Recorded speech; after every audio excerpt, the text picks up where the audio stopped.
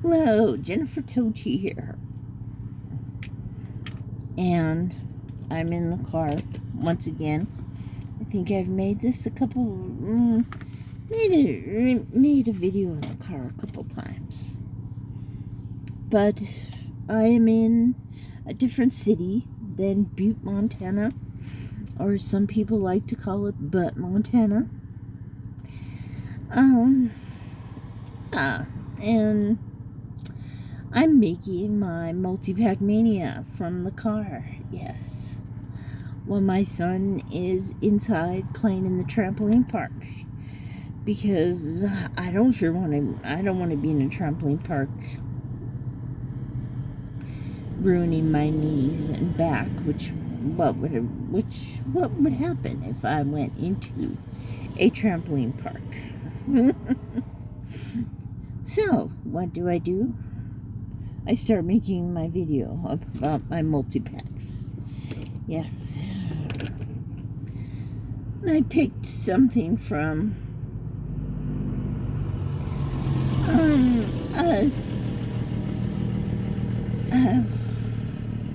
a pack that I haven't watched yet anything from, surprisingly, because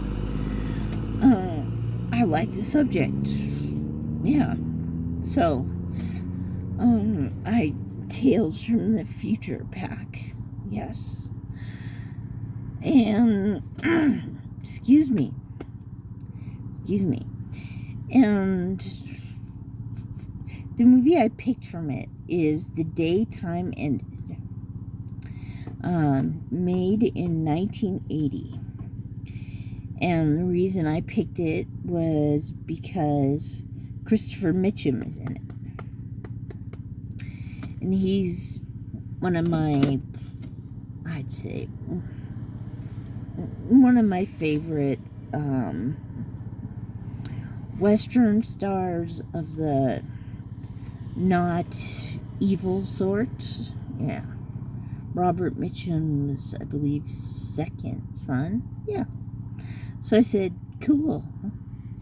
Christopher Mitchum's in this movie. I'll pick this one. Yeah.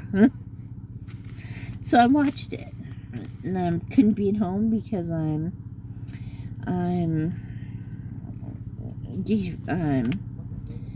getting ready to show up for Shakespeare in the Park.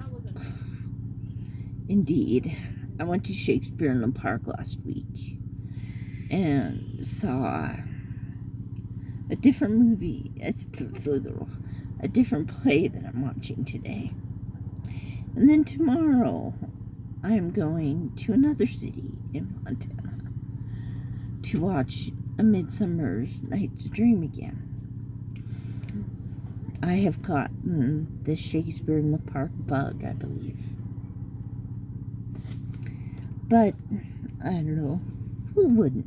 You know, people are looking at me like I'm very odd talking to my camera. Okay. Yeah, it's made in 1980. Director John Cardos.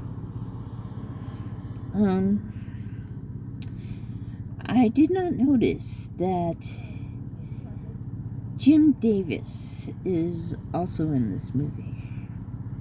You might know him as the Patreon in the Dallas TV show. Yeah. If I had known that, I might have not picked this movie. Because as much as I love Christopher Mitchum from Big Jake and Rio Lobos, Jim Davis makes me feel like I'm eating tinfoil. Yeah. He just, I don't know. When he talks, it sounds like he wants to say stuff with no feeling. That's what always had bothered me about that. And that's why I don't watch reruns of Dallas. Yeah, interesting.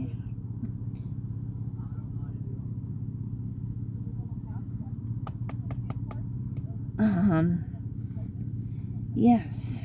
And yeah, and he plays the grandfather in this movie. And also, Dorothy Malone is in it. She plays Grant, that played by Jim Davis, his wife.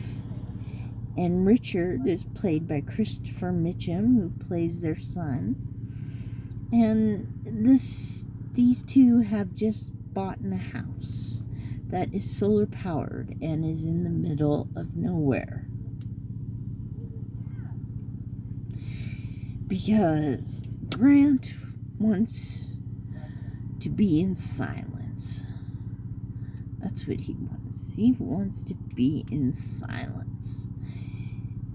And he wants to be out of nowhere. He's got place to ride his horses now.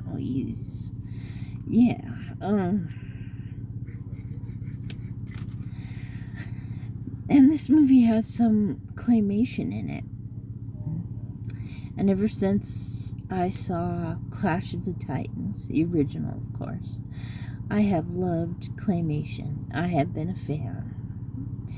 And then you stick Better Off Dead onto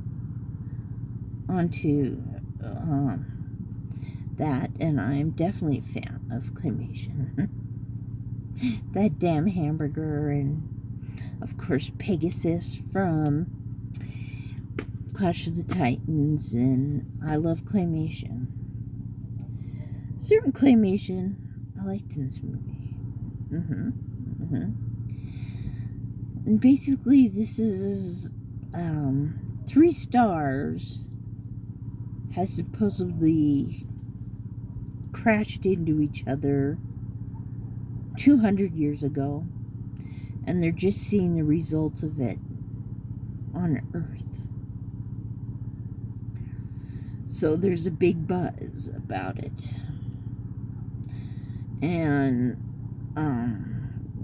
so weird things are happening, like, what is it?